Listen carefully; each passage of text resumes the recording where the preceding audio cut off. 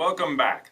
Let's spend a few minutes thinking about what economists mean when they use the term supply.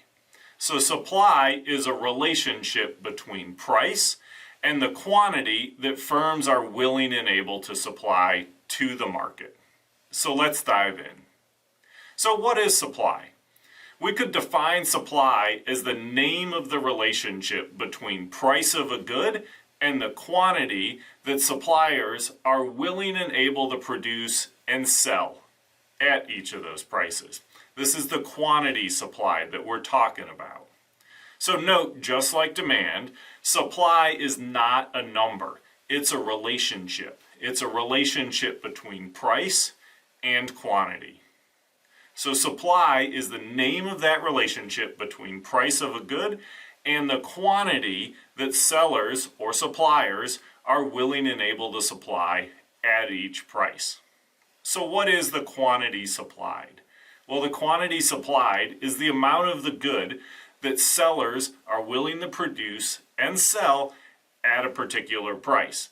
And every single price has a corresponding quantity supplied. So it's an infinite number of combinations of prices and quantities that sellers are willing to supply. So let's look at how this works, thinking about individual and market supply. So are you willing to work for $3 an hour? Me neither. That sounds like hot, hard work for very little money. All right, I'm not going to work for $3 an hour. You may not be willing to work for $3 an hour, but somebody might be willing to work for $3 an hour. Who would that be? Maybe it's someone that just needs to gain some experience. Maybe it's somebody that has no other alternatives.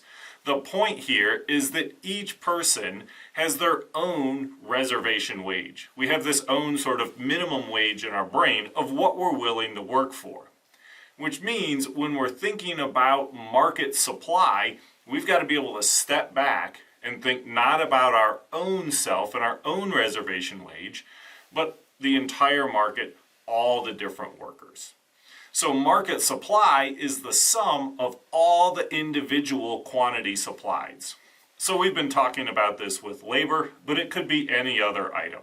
If we're talking about the market supply of coffee, it's how much coffee does Starbucks supply, how much does Port City Java supply, how much does Kava supply, what's the sum of all these different individual quantity supplies that gets us to our market supply.